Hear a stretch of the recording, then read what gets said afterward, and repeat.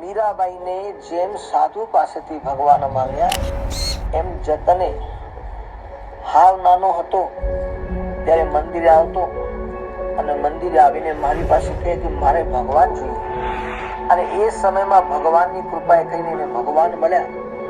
ત્યારથી લઈને આ દિવસ સુધી જેમ મોટા મંદિરોની અંદર ભગવાનની સેવા પૂજા થાય છે એવી રીતે આ જતન પણ ભગવાનની સેવા કરે છે.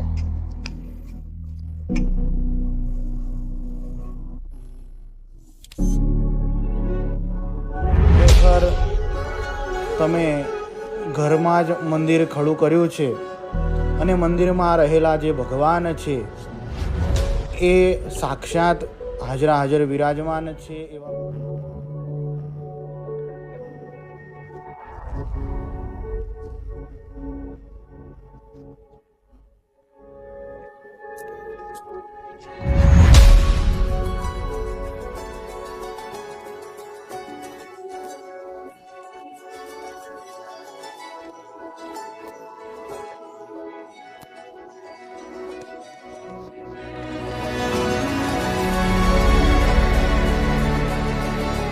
સ્વામિનારાયણ જે પૃથ્વીમાં પધાર્યા ત્યારે ભગવાને પણ મોટા મંદિર બંધાવ્યા છે.